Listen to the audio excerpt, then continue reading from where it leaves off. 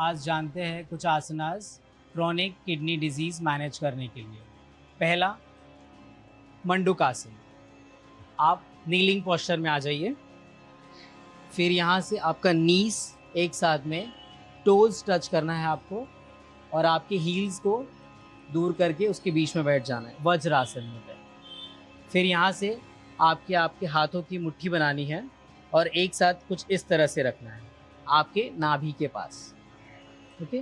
फिर सांस लेते हुए जोर से सांस लेंगे, फिर सांस छोड़ते हुए एक्सहेल करते हुए आगे फोल्ड फॉरवर्ड करेंगे।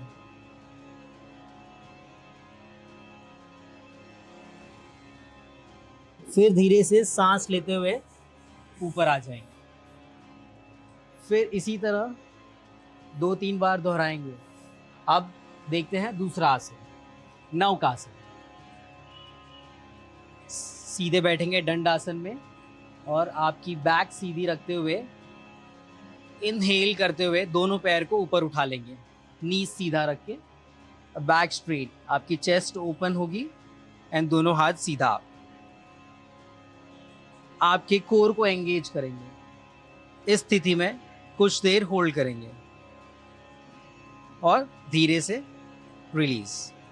अगर ये मुश्किल है तो नीज बेंड करके भी कर सकते हैं।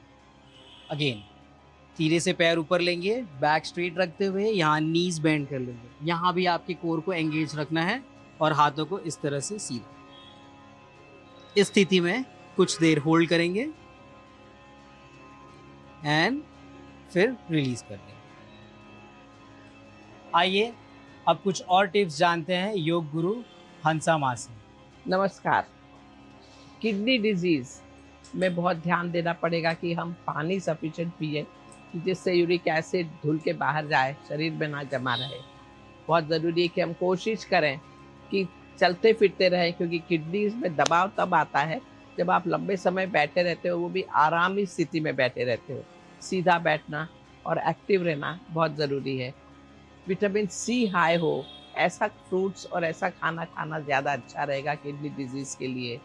प्रोटीन बहुत लो होना चाहिए, हाई प्रोटीन डाइट अवॉइड करें। आजकल किडनी डिजीज़ का प्रॉब्लम बढ़ रहा है क्योंकि एक फैशन हो गई हर चीज़ में प्रोटीन लेना। नॉन वेजिटेरियन तो बिल्कुल नहीं हो, मीट, फिश, एग, क्योंकि वहाँ प्रोटीन हाई होता ही है। कोशिश करें कि वेजिटेरियन फूड में भी स्प्राउट्स, कुक्ड एंड ईचन बहुत अच्छा रहेगा, स्प्राउट, उगाई हुई चीज़ें। तो ये छोटी छोटी बातें हैं, मगर ध्यान देना ज़रूरी है। गर्म पानी की थैली कमर पर रखना ज़रूरी है और एक्टिव रहें, सर्कुलेशन बढ़ाएं तो फ़ायदा हो जाएगा। नमस्कार।